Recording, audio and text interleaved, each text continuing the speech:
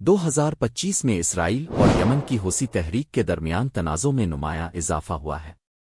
یہ یمن اور اسرائیل کے درمیان کے بحیرہ احمر کے بحران اور مشرق وسطی کے وسیع تر تنازع کا تسلسل اور شدت ہے۔ ذیل میں اہم واقعات اور ان کے ممکنہ اثرات کا خلاصہ پیش ہے۔ موجودہ صورتحال: ستمبر 2025 کے مطابق حملوں میں اضافہ۔ مئی 2025 میں اسرائیل نے یمن میں حوثی اہداف پر فضائی حملوں کا ایک سلسلہ شروع کیا۔ یہ حملہ ایک حوثی بیلسٹک میزائل حملے کے جواب میں تھا جو بن گوریون ہوائی اڈے کے قریب گرا، جس سے پروازیں منسوخ ہو گئیں۔ یہ تنازع میں ایک بڑی کشیدگی تھی جو 2023 کے آخر سے جاری ہے۔ حوثی رہنما کا قتل: ایک اہم پیش رفت اگست 2025 میں ہونے والا اسرائیلی فضائی حملہ تھا جس میں حوثی وزیر اعظم احمد الراوی اور دیگر اعلیٰ عہدیدار ہلاک ہوئے۔ Before we go, let's recap our breaking news out of Yemen. The Houthis have confirmed that Prime Minister Ahmed al-Rahawi, as well as several ministers, were killed during an Israeli airstrike in the capital Sana'a.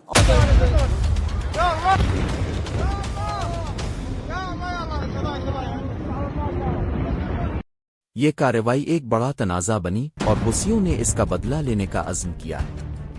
حوثیوں کا جوابی حملہ: حوثیوں نے drone اور missile کے ساتھ اسرائیل پر حملے جاری رکھے ہیں اور بحیرہ احمر میں اسرائیل سے منسلک بحری جہازوں کو بھی نشانہ بنایا ہے۔ حال ہی میں ایک حوثی ڈرون اسرائیلی فضائی دفاع کو عبور کرتے ہوئے ریمون بین الاقوامی ہوائی اڈے سے ٹکرایا، جس سے معمولی نقصان اور زخمی ہوئے۔ انسانی بحران: اس تنازع کا یمن میں پہلے سے ہی سنگین انسانی صورتحال پر شدید اثر پڑ رہا ہے۔ شہری ڈھانچے بشمول اہم بندرگاہوں اور ہوائی اڈوں پر اسرائیلی حملے امداد کی ترسیل میں خلل ڈال رہے ہیں اور خوراک کی قلت کو بڑھا رہے ہیں۔ اقوام متحدہ نے بارہا اس صورتحال پر تشویش کا اظہار کیا ہے اور خبردار کیا ہے کہ ایک وسیع علاقائی تنازع یمن میں ایک مستقل انسانی ایمرجنسی کا باعث بن سکتا ہے۔ بعد کے ممکنہ اثرات: علاقائی عدم استحکام میں اضافہ: اس تنازع کو ایران اور اس کے اتحادیوں بشمول حوثی اور اسرائیل اور اس کے شراکت داروں کے درمیان وسیع تر پراکسی جنگ کا حصہ سمجھا جاتا ہے۔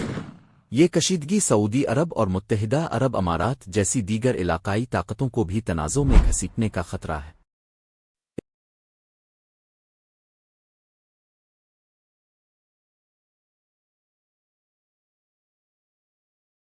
بحیرہ احمر میں تجارتی جہازوں پر مسلسل حوثی حملے عالمی تجارت کو مستقل طور پر متاثر کرنے کا خطرہ ہے۔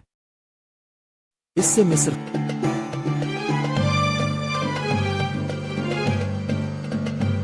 خلیجی ریاستوں اور یورپ جیسے ممالک کے لیے اہم اقتصادی نتائج برآمد ہوں گے اور سامان اور تیل کی عالمی ترسیل میں خلل پڑ سکتا ہے۔ بین الاقوامی قانون اور امن کوششوں کا خاتمہ: شہری ڈھانچے پر حملوں اور سیاسی رہنماؤں کے قتل نے بین الاقوامی قانون کی خلاف ورزیوں کے بارے میں تشویش پیدا کی ہے۔ مزید برآں یہ تنازع کشیدگی کو کم کرنے کے لیے ہونے والے نازک معاہدوں کو نقصان پہنچا رہا ہے اور یمن میں پائیدار سیاسی حل کو مزید مشکل بنا رہا ہے۔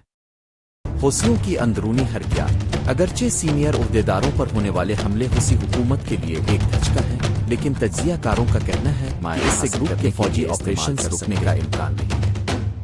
حوثی ان حملوں کو اسرائیلی جارحیت کے خلاف ایک محافظ کے طور پر اپنی تصویر کو مضبوط کرنے اور عوامی حمایت حاصل کرنے کے لیے استعمال کر سکتے ہیں۔